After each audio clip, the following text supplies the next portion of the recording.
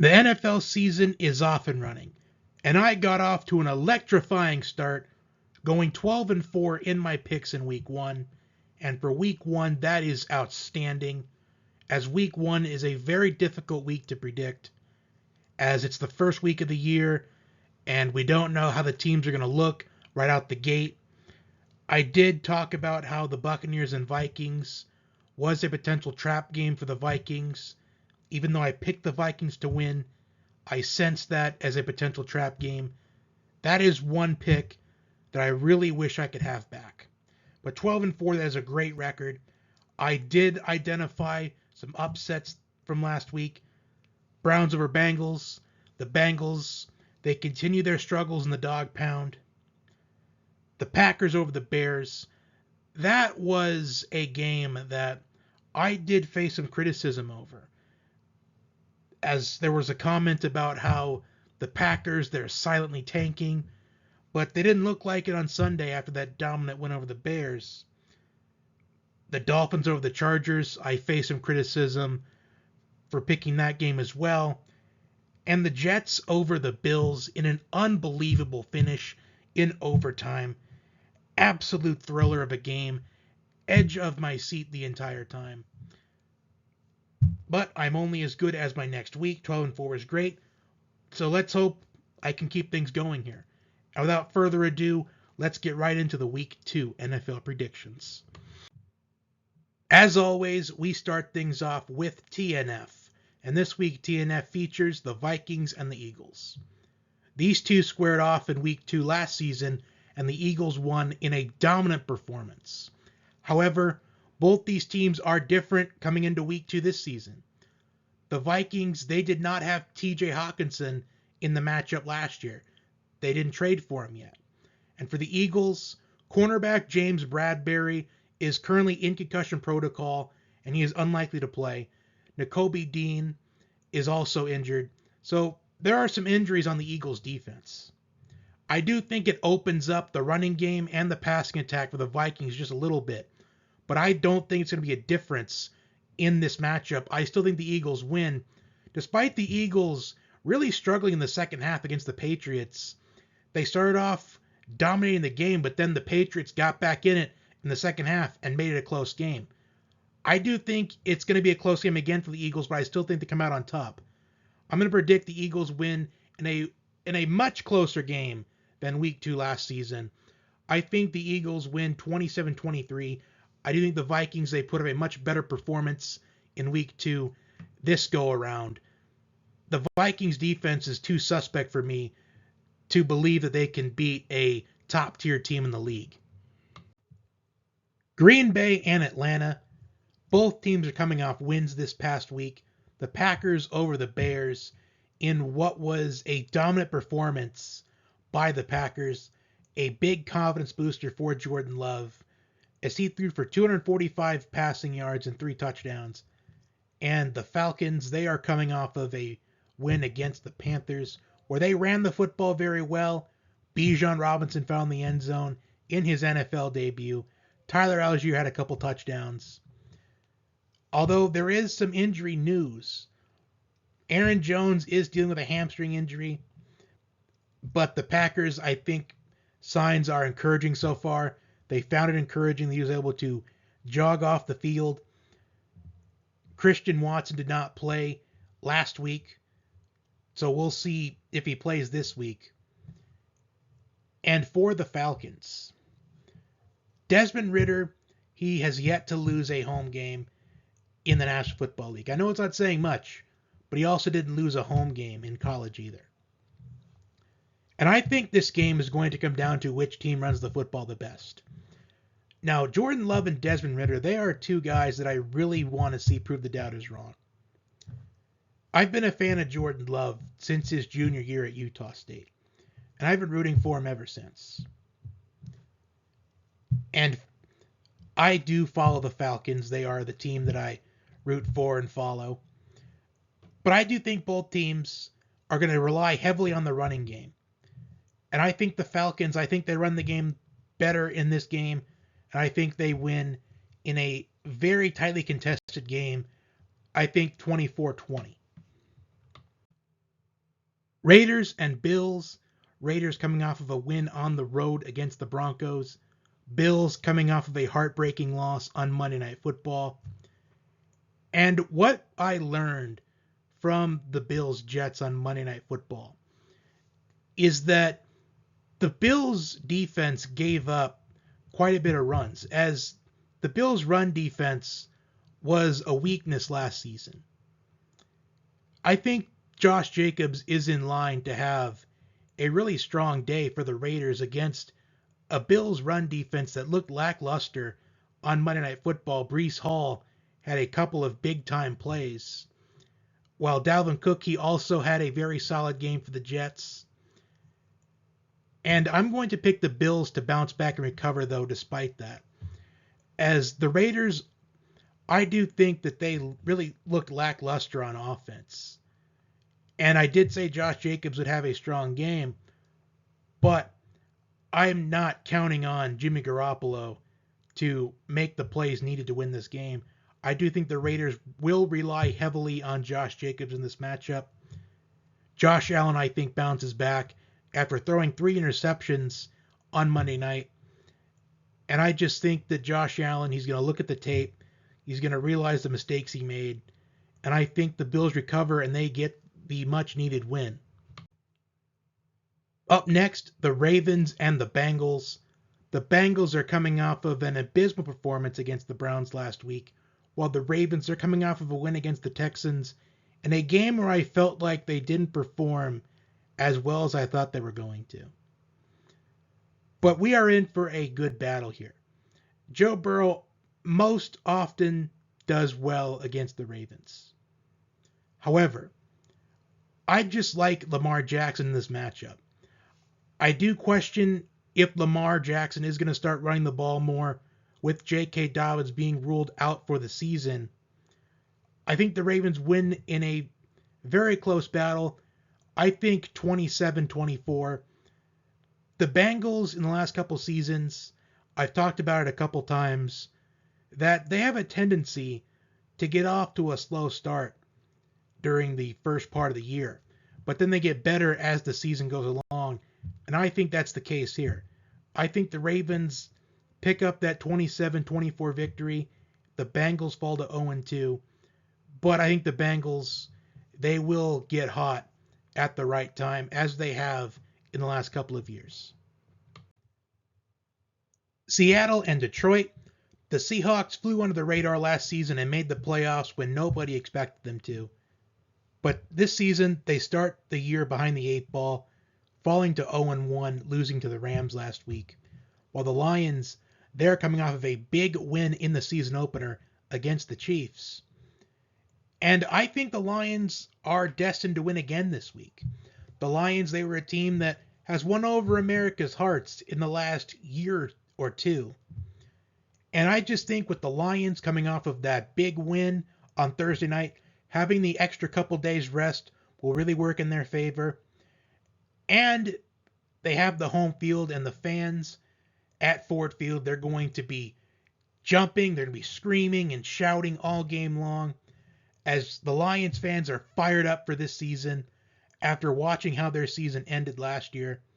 And I'm going with the Lions to win, I think, a very close game here. I think the Seahawks, I think they have what it takes to make this a track meet. I think this is going to be an offensive battle, very high scoring of a game. This may end up being the highest scoring game of the week. I think the Lions win this game 38-34 in what will be, what I'm predicting, the highest scoring game of week 2. As I think both offenses are great.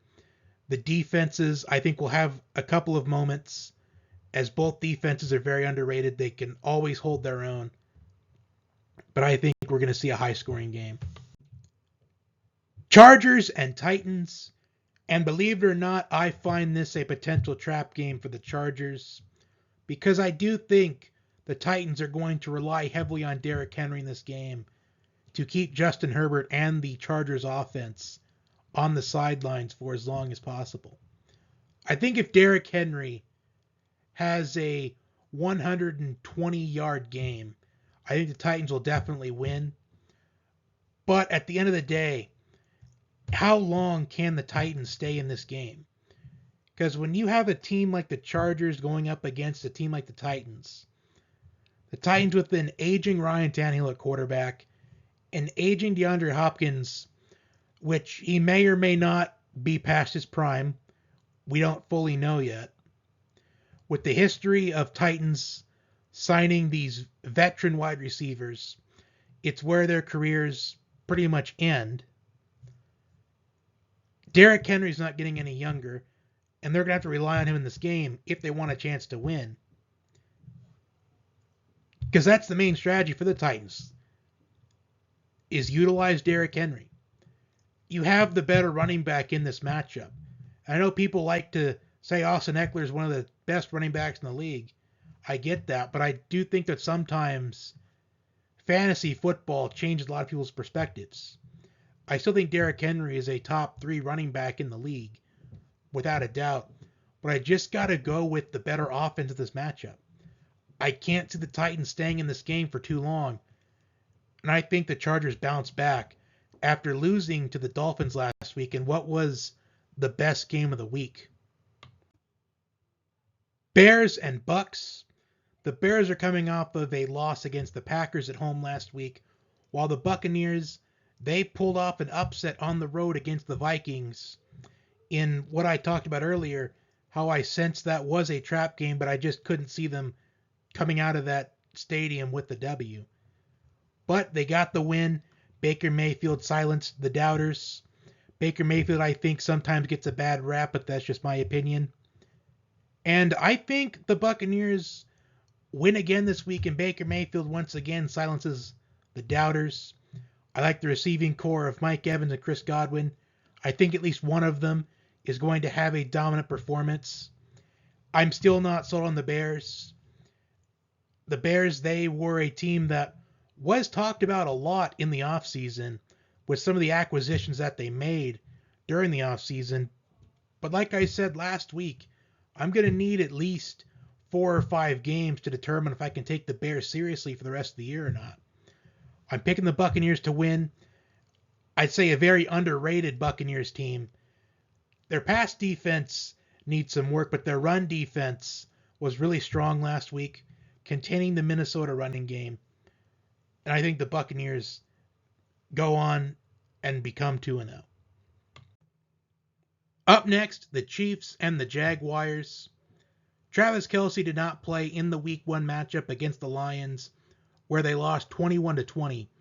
And without Travis Kelce, the Chiefs' offense looked lost for the majority of the game, pretty much the entire game. As Kadarius Toney dropped multiple passes, one of the passes led to a pick 6 by the Lions, which ultimately was the difference in the game. The Jaguars are coming off of a road win against the Colts, and I'm going to say this about the game. If Travis Kelce doesn't play in this game, I like the Jaguars. If he does play in the game, I like the Chiefs. And the reason is because in both matchups last season, Travis Kelce was effective, and he was a difference maker in the game. In the regular season matchup last season, 6 catches, 81 yards, and a touchdown. And in the playoff game, 14 catches, 98 yards, and 2 touchdowns. So Travis Kelce, I think, single-handedly determines who wins this game. If he plays, the Chiefs. If he doesn't, the Jaguars. Although current news is he is trending to play this week, perhaps, as he was going to try running this week. He said he felt good to play on Thursday night last week, and he wanted to play, but the trainers ended up keeping him out, which I do think was a smart move for them to keep your best player available for later down the line. But whoever wins this game will be determined by if Travis Kelce plays or not. So hopefully we find something out by Thursday or Friday. But for right now, I'm undecided, which rarely happens. But in this situation, I am. Colts and Texans. Anthony Richardson and C.J. Stroud both made their NFL debuts last week. Both teams, I think, did a lot better than what they were expected to.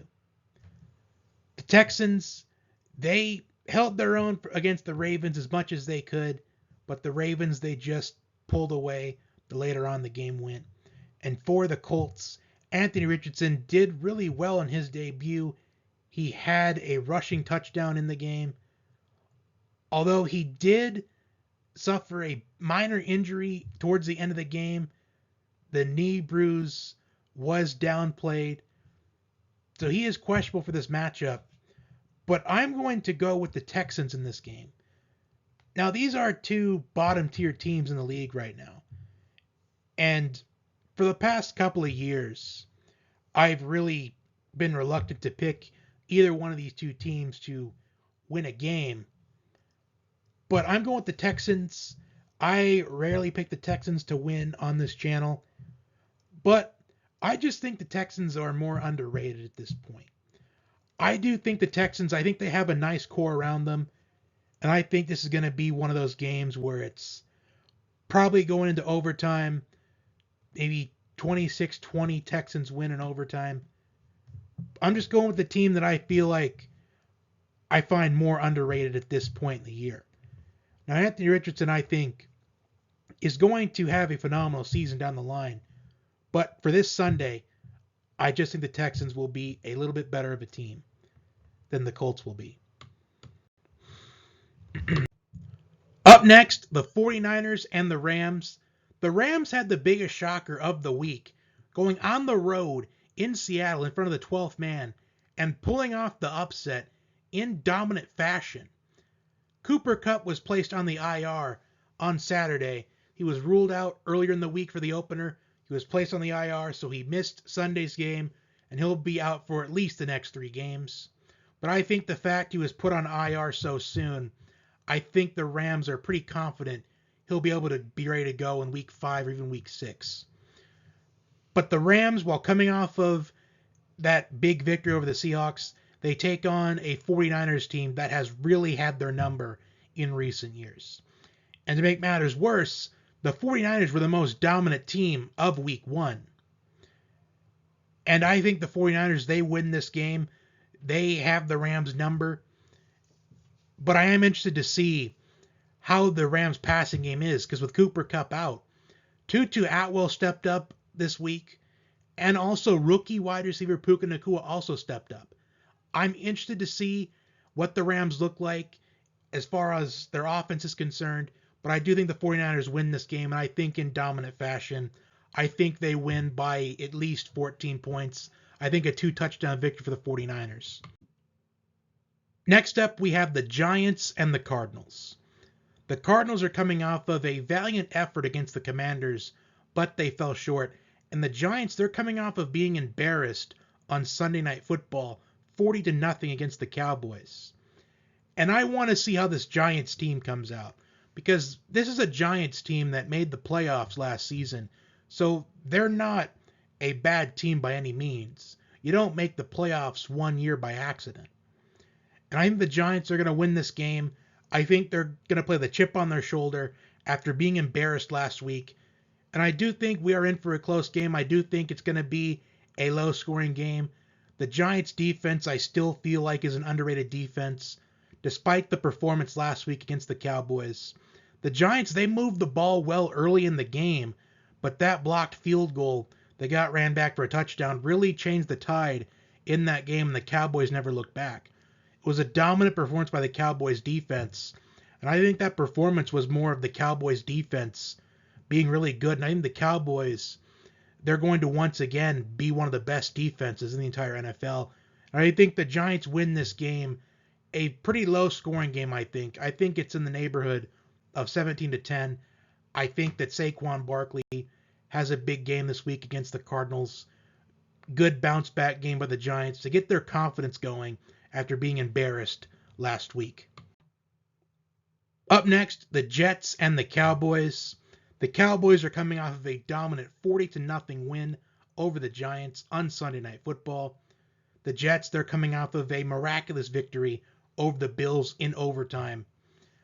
But in the process, they lose quarterback Aaron Rodgers for the season with an Achilles injury. He left the game after the 4th play of the game. Zach Wilson took over, And the Jets, they were struggling on offense for most of the game, but Breece Hall had a couple big plays. Garrett Wilson made an unbelievable catch to tie the game in regulation. But then the two teams, they exchanged field goals in the last couple minutes to send it to overtime. And the Jets, they scored off of a punt return to end the game. And the Jets, they're coming off of an emotional game. Being down 10 at the half and winning in overtime, losing your star quarterback for the season in the process. I think this is a recipe for the Cowboys for a Cowboys victory. I do expect the defenses to hold their own, but I do think the Cowboys, they'll just make a play in the second half that the Jets won't be able to make. I think the Cowboys, I think they win a very low-scoring game in this one. I think 17-13. I think both defenses, I think they show up in this game, keep it low-scoring, but at the end of the day, the Cowboys will get the W. Commanders and Broncos, and I'm going to be honest, I expected better from these two teams. Maybe it's just the week one jitters and we're going to start seeing vast improvements in the upcoming weeks. I expected the Commanders to absolutely walk all over the Cardinals, and I expected the Broncos to be much better offensively with new head coach Sean Payton, but it just feels like so far it's just more of the same.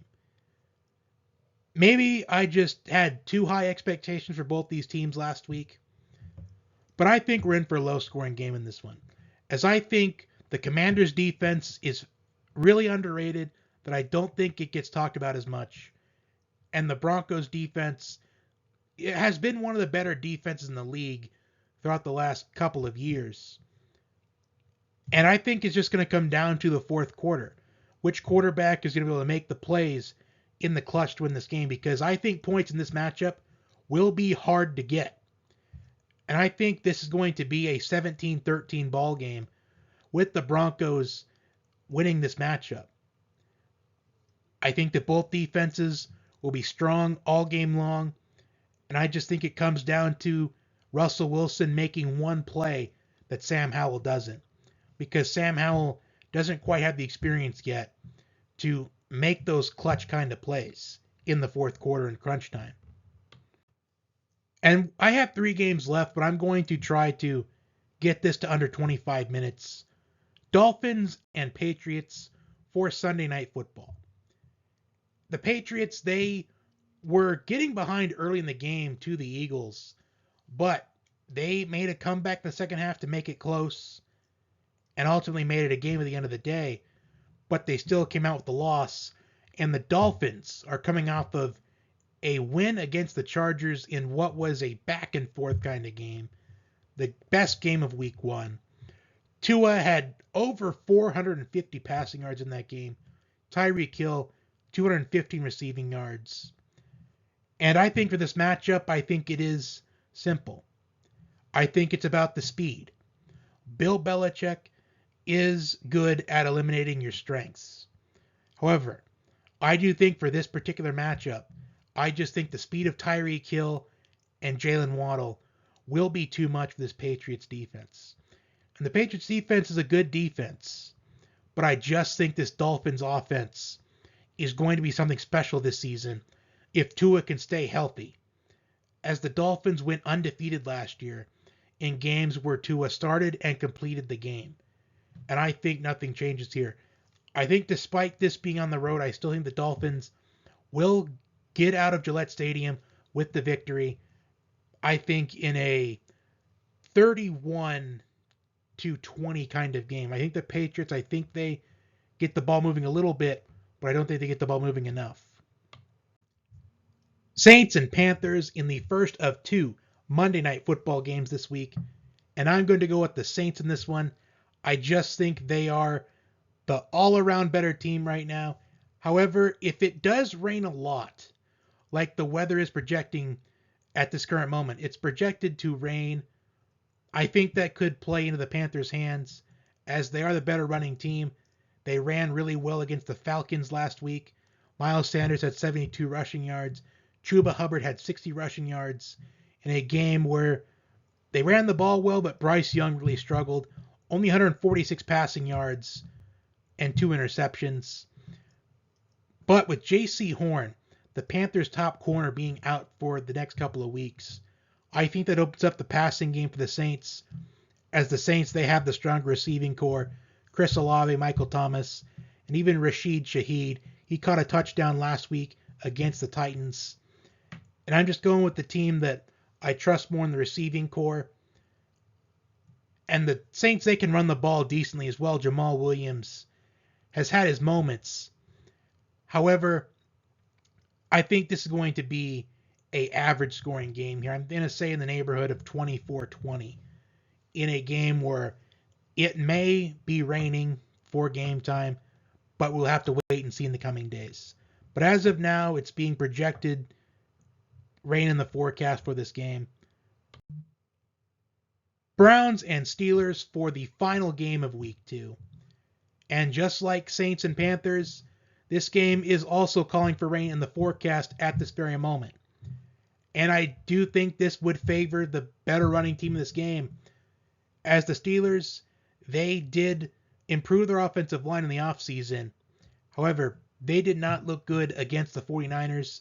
But I do not think that is something to hold against them as the season goes along. I get that Matt Canada probably needs to go for the Steelers. The Steelers probably got to find a better play caller. But the 49ers are just a strong team. I still have confidence the Steelers will finish above 500, just like they always do. But I think the Steelers lose this game and fall to 0-2. With the game calling for rain, I think it favors the better running team. And just like last week in the Bengals and Browns, with that weather, where it was raining, it favored the better running team, and that was the Browns.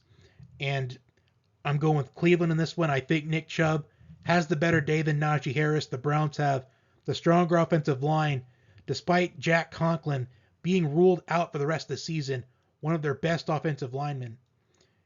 And I'm going with the Browns to win this matchup. Those are my Week 2 NFL predictions. Like, share, comment, and subscribe. Let me know your picks. And until next time, enjoy the football this weekend.